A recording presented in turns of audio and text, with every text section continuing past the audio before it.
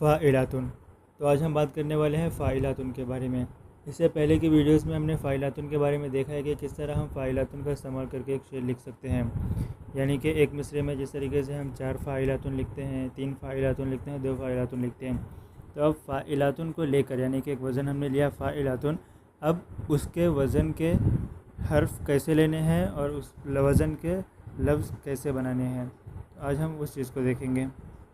सबसे पहले हम फ़ाइलातुन की तख्ती करेंगे, यानी कि फ़ाइलातुन को और टुकड़ों में तकसीम करेंगे।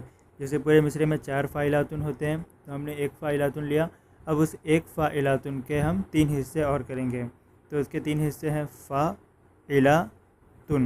ये तीनों हिस्सों को हम लेंगे। तो सबसे पहले हम फ़ा को देखते हैं कि फ़ा के वज़न में कौन कौन से हर्फ आएंगे। तो फ़ा में देखिए, फ़ा हरकत में है, अलिफ साकिन है।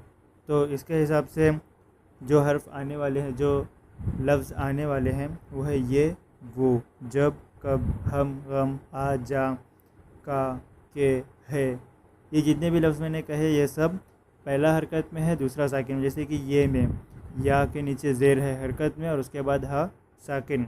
वो में वाव पर पेश और उसके बाद हा साकिन। कब में काफ पर ज़बर यानी हरकत और बा साकिन। तो फ़ा जो है हमारा, उसमें फ़ा हरकत में, अलिफ साकिन। तो हर वो लफ्ज़ जिसका पहला हर्फ हरकत में होगा और दूसरा साकिन होगा, तो वो फ़ा के वज़न में आएगा। अब बात करते हैं इला की। इला में देखिए, ऐन पर ज़ेर, लाम पर ज़बर और उसके बाद अलिफ साकिन, यानी कि 2 हरकत और एक साकिन। तो इसके वज़न में आने वाले जो लफ्ज़ हैं वो है यहाँ, वहाँ, मिला, सिला, जुफ़ा, खफ़ा, बदन, करम, सिमट, गलत, कभी। ये सारे जो भी अल्फाज मैंने कहे, ये सब इला के वज़न में आएंगे। जैसे कि यहाँ, या हरकत में, हा हरकत में और अलिफ साकिन। नून गुन्ना, वैसे नून गुन्ना अगर देखा जाए तो ये कोई हर्फ है नहीं, ये बस एक इशारा है कि हमारी आवाज़ यहाँ पर नाक की तरफ जाएगी। ये कोई हर्फ की तरह नहीं पढ़ा जाता। वहाँ भी उसी तरीके से मिला, मीम हरकत में यानी कि ज़ेर, लाम पर ज़बर यानी कि हरकत में और उसके बाद अलिफ साकिन। जुफ़ा, खफ़ा, बदन, करम, सब में देखिए शुरू के 2 जो है वो है हरकत में और जो आखिर का है वो है साकिन।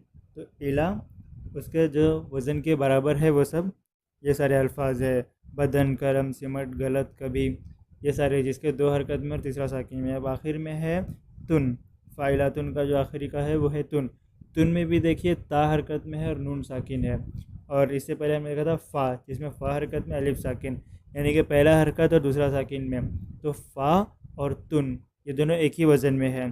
तो जो लफ्ज़ फ़ा के इसमें आएंगे, वही लफ्ज़ तुन के इसमें भी आएंगे। यानी तुन के इसमें ये, वो, जब, कब, हम, गम, ये सब फ़ा में भी आएंगे और तुन में भी आएंगे। दोनों का वज़न सेम है।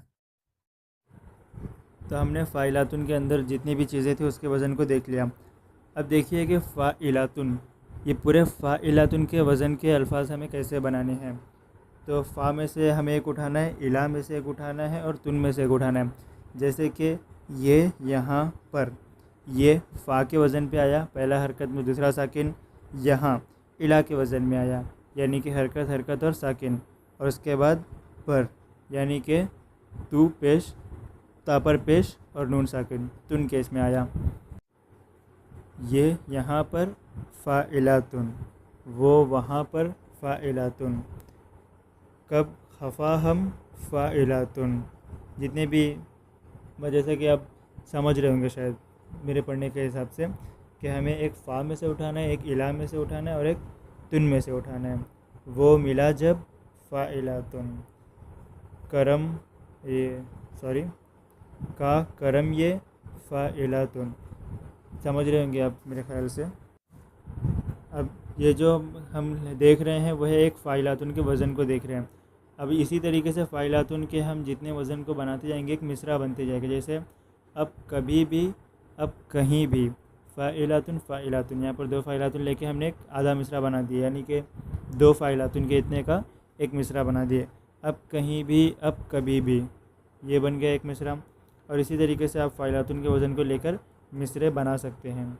और मिसरे के आखिर में आपका रदीफ़ और काफ़िया आना ज़रूरी नहीं, आप बिना रदीफ़ और काफ़िए के भी लिख सकते हैं नज़म।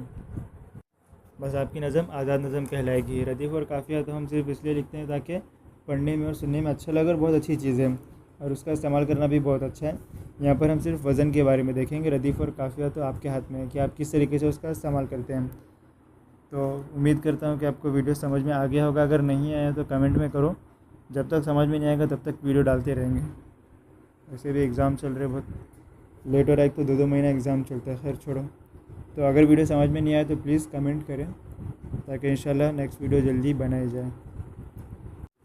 तो आज के लिए बस इतना ही। अब मिलेंगे अगली वीडियो में, तब तक के लिए अलविदा।